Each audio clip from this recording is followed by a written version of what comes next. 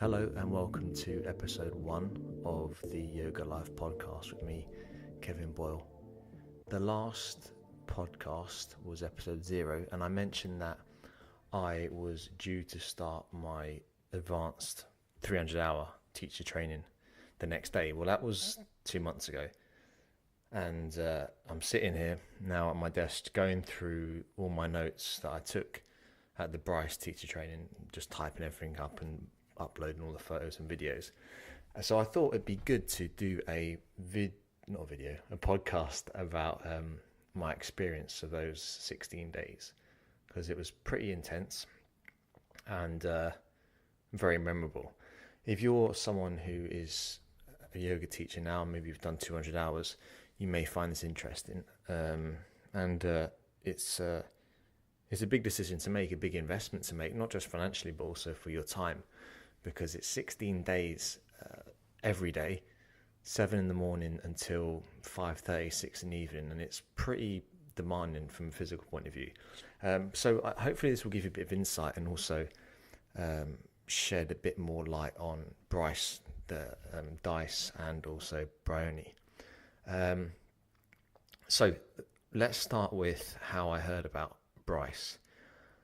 It was about 2 years ago when I was doing my teacher training, my 200 hours, and I was speaking to a really experienced studio owner in Dublin, and he said to me that he was looking into doing another teacher training. I was kind of surprised to hear this, because this guy has a lot of experience, like over 20 years, and he mentioned Bryce. So Bryce is, I had never heard of them. Before that, he was shocked that I'd never heard of them. And he said, yeah, it's this couple from the States, and they teach particularly inversions and handstands, and that's their niche in terms of physical practice. So I put it into the back of my mind and thought, okay, that's another year or so away, so I'll kind of cross that bridge when I come to it. And then around the same time, I was looking at a documentary called Why We Breathe. It's a yoga documentary where they interview loads of different yoga teachers. And during the interview, Dice featured, and this is the first time I've seen him. So I thought, oh, this must be the guy who that chap was talking about, who does the training with his missus. And so the first thing I noticed was my impression after I did my 200 hours was that there wasn't very many men doing yoga or teaching yoga. That is the case if you live in England or Ireland. And the men that I did meet were not like me, or what I mean by that is they were kind of really bendy, or had long hair and all wore hemp, and maybe carried bongos around in their arm.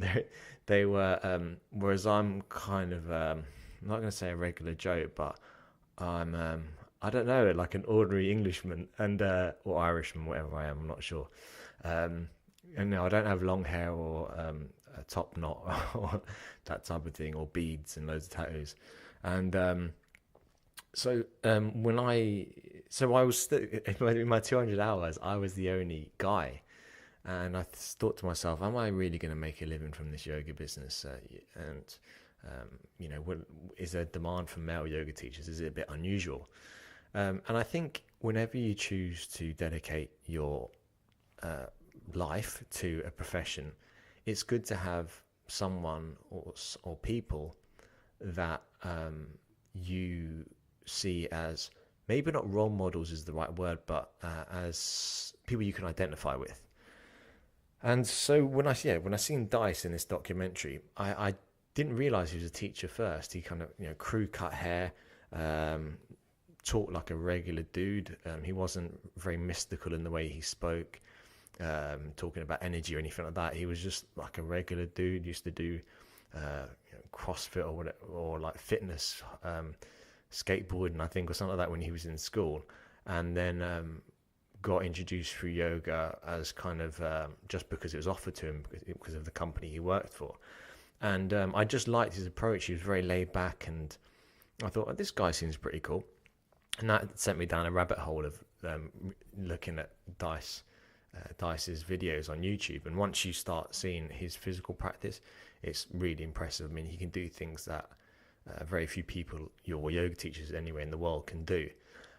Coupled with the fact that he came across as a really easygoing guy, I thought, okay, this is maybe I will look into booking this when it comes available in Dublin, this teacher training. So that was my first impression of Dice.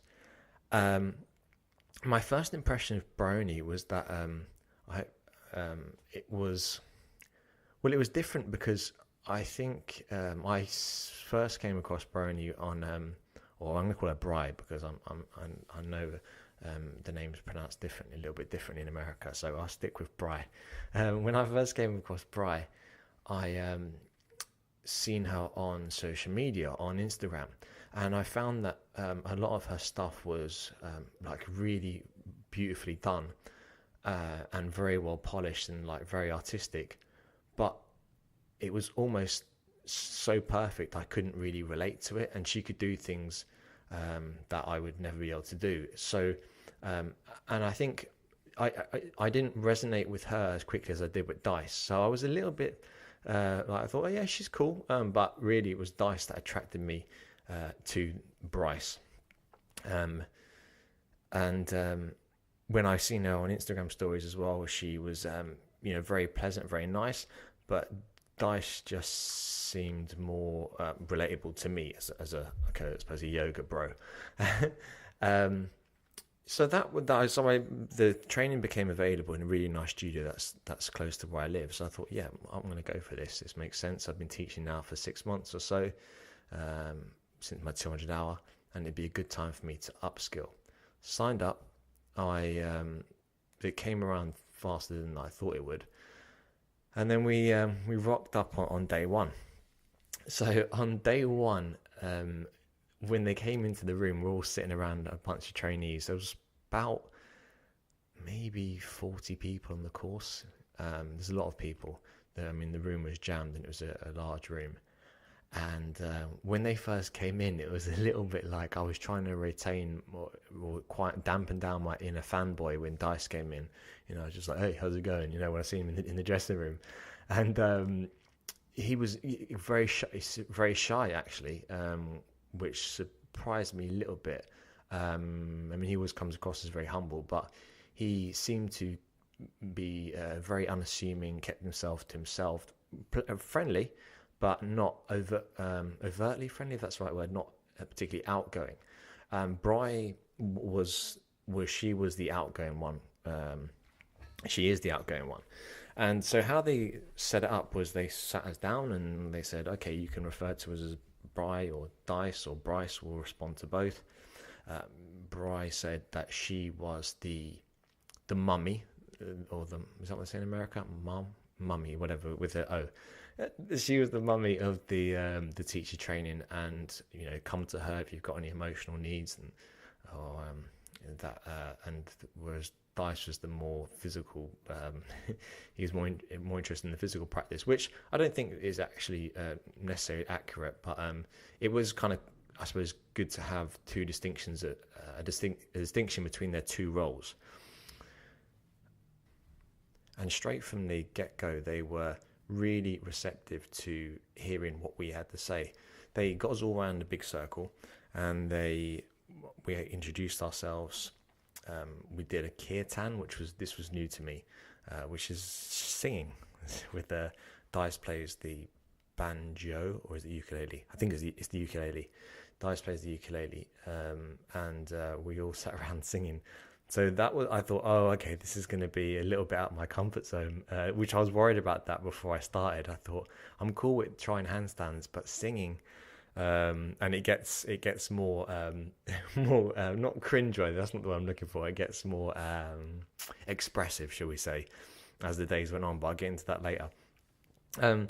So what I noticed was they were very much focused on the physical side of things to begin with, but then they covered everything from the asana to philosophy to business, teaching methodology, So it was really well rounded how they taught it, and every day that they would teach, they were so receptive to us giving our opinions. So this actually just I was amazed by this and their skill in communicating.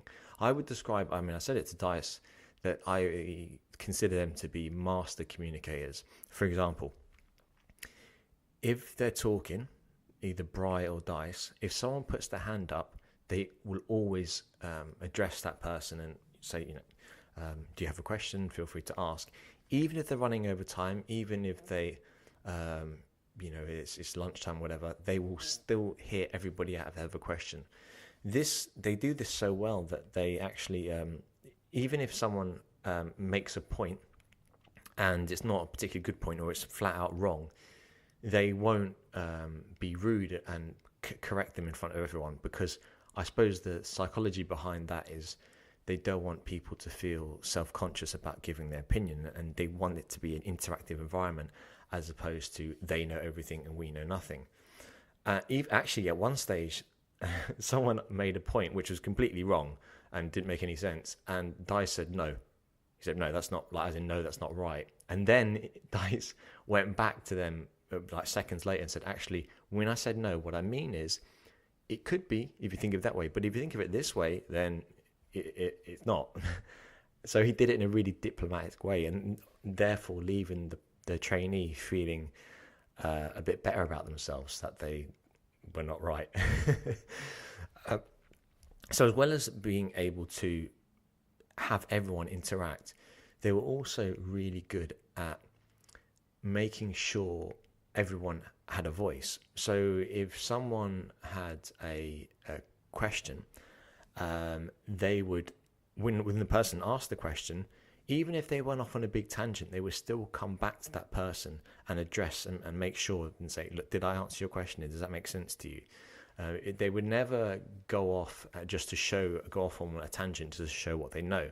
And in fact, they even said, and I quote this verbatim, that they are not perfect and they don't know everything, and everything they know has been learnt by other teachers that has been passed down to them, which I thought was a really nice way to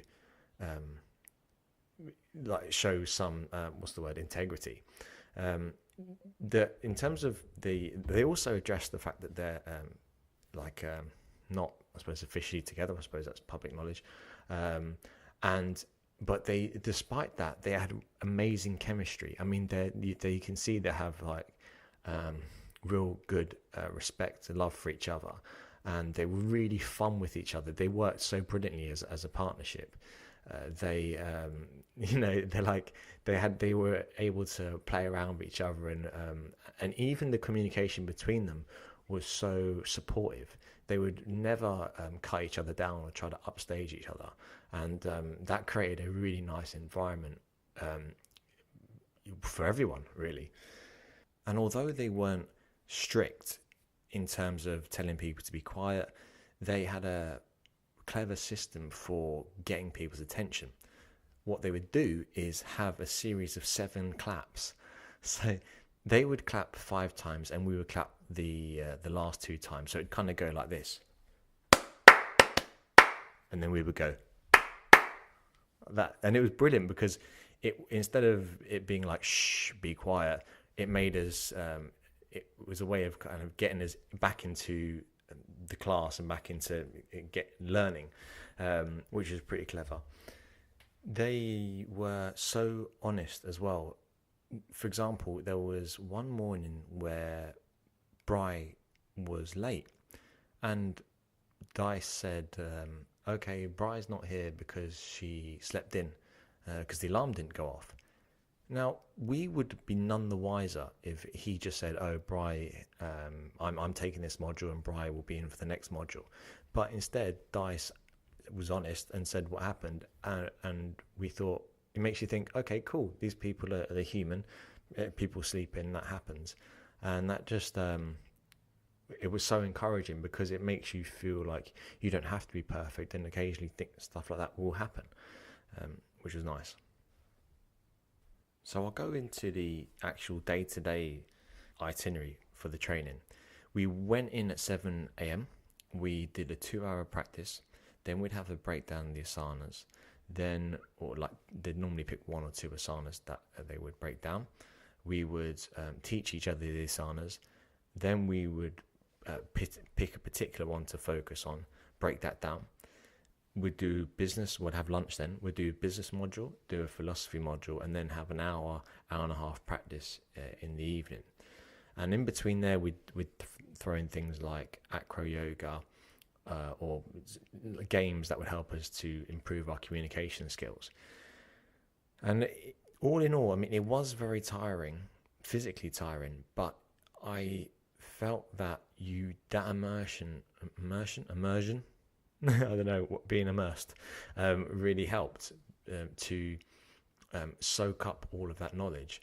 I found that, for example, at the 200 hour, it was every weekend, 1 weekend a month for 13 months, which was fine, but having to wait a month between each training session was just too long.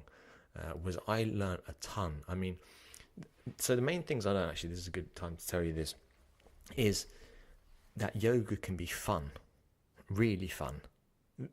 Bryce, Dice and Bry, their classes they taught were just phenomenal. I mean, changed the way I thought about yoga. When I did the 200 hour, there was a massive emphasis on safety and teaching the correct alignment all the time. Whereas Bryce would say that, yes, people have to be safe, that is a priority, but ultimately you have to let people have some freedom as well in their practice. And everyone's body's built differently, everyone's skeleton is different.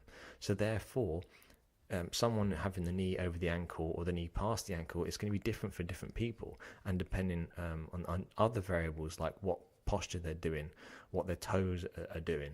And they just given us that freedom to be more creative. When I was doing the practice that Brian and Dice were teaching, I was buzzing. I mean, the music was pumping, sweat was pouring. They were really challenging us, making it really fun and really into it. I'm a huge, so I'll break down Brian and Dice individually now. So with Dice, I watch all of it. I do his Yoga Glow videos almost every day. That guy is he's completely authentic from my impression. He's just so likable, and you can tell he works hard and really prepares his classes, and he lives it as well. He doesn't get high on his horse. He knows his limitations. For example, putting the leg over the head, or like I say, a full splits. I think he can do like almost a full splits, but he'll say, "Oh, I can't do this," or like a fire log pose. He'll say, "I can't do this, but if you can do it, then go for it." And simply saying that shows your vulnerability as a teacher, and that gave me so much relief, and took loads of pressure off my shoulders when I realised that you don't have to know everything, and you can be way more creative and fun with your students. He also would he wouldn't talk about, he talked a little bit about philosophy, but he wouldn't go to a level that in a pretentious way. He would make it very real, which really resonates with me, because although I like philosophy and I like to think philosophically, I can't go too deep, because I don't because it would feel disingenuous. I mean, I'm practicing myself, that area of my teaching, and I am getting more well versed on philosophy, but it doesn't. He has his own style, and it made me feel more comfortable having my own style. So that's him as a teacher. Obviously, as a practitioner, he's incredible what he can do. And what's really encouraging to know is that when he started out, he wasn't able to do a handstand, and he was saying that he used to he made a hole in his wall in his apartment from like chucking his legs up against the wall trying to do a handstand, and that it's simply through 10 years of practice that he can now do what he can do, and that's really encouraging. Yeah, so as I said, he was quite shy at the start, and I think he's generally, I mean, he said it himself, as a shy character, but by the end, when we got to know us a bit better, he was really friendly. I mean, he was always friendly, but he was more outgoingly friendly, you know, had a bit of banter with us in the change room with the other lads. And, you know, I remember actually on the last few days, he sent myself, another chap, a message to say about going climbing, and I thought, wow, that's pretty cool, you know, like Dice has sent me, a mere mortal, I thought, a message about going climbing, and yeah, just that's kind of cool, man. When someone you respect is on your level, you know, and like that, it's nice. So yeah, he's been really supportive since the training on social media, and you know, so I'm looking forward to seeing them again in August, because that's when the second part is. So back to Bry. And a little breakdown of Bry. With Bry, she really was the mummy figure in the teacher training. She was incredibly impressive in every aspect. From a physically point of view, I mean, she's obviously, her practice is really strong. But more than that, communication, her business mind is incredible.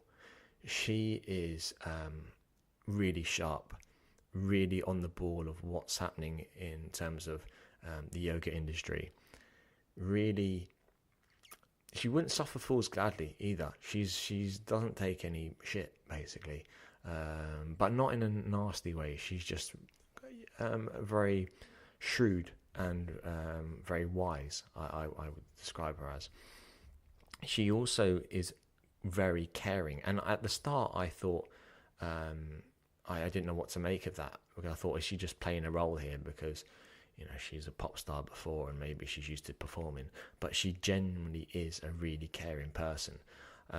She would really look after us in class, and she'd come up to us. When she speak to you, she'd make you feel like you were the only person in the room. She's not saying things just to because she has to. And in fact, she actually said that sometimes she will baby talk students in class, in a large class, because that's what they, when you're talking to a massive class of 60 people, you have to be kind of subtle and delicate in your language. So she recognizes that, but she's legit. I mean, she's real, very genuine, and also since I've stopped, since the course ended, the first part of the course, she's been unbelievably supportive on social media, sending me messages, giving me shout outs. In fact, today she tagged me in a message, which inspired me to do this podcast dedicated to the Bryce teacher training, saying, well done, I'm very proud of you, tag me in the next post. So I'm going to tag her in this post. But she's great. And what was most inspiring, although the business modules were really good and they gave us examples about how you can monetize your yoga practice, where you can make money from workshops and classes and festivals, that type of thing. What was more influential to me, or inspiring, was their journey and the fact that they've had to put up with adversity. For example, Bri was talking about when she did the video for Equinox, and she was saying how she would keep refreshing the tab on YouTube to see how many views it was getting, but then she'd scroll down to the comments and they were really nasty. Well, not all of them, but some of them were a little bit nasty, haters and all that, trolls, in the saying oh, look at this, whatever, wearing a bikini teaching yoga, who does she think she is, whatever. So it just shows you that when you have a million fans, for example, or whatever number you have, there's always going to be 1% of people that don't like it for whatever reason, and to keep going. And it's really nice to hear those real life examples.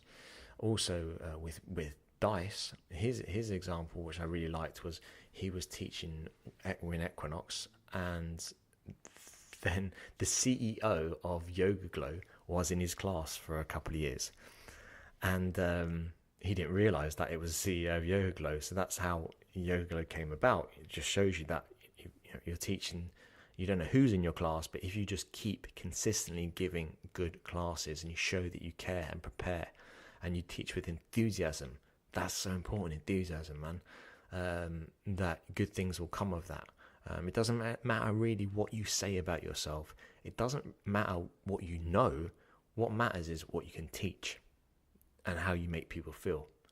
And what I learnt from Bryce, what they taught me was a ton, and I left feeling like a new man, like a new teacher.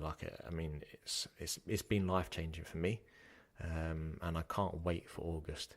I have nothing more to say. I'm sure I'll turn the mic off now and things will come into my head. But for now, that's pretty much all I have to say. Can't recommend Bryce highly enough. The two as individuals are they're great, and I'm honoured to be part of the Bryce family. Actually, just to finish, they said that if you do a Bryce teacher training, you can help them you can assist in their trainings in the future, and essentially anytime they're doing a workshop or anywhere in the world, you can come along and practice without charge. And that's really cool, man. I mean, they're keeping you as like your pigeons or something. They'll be keeping you as a part of the family. Big love to Bryce, and check him out when Jamaican there. And that's it for episode 1. Thanks for listening.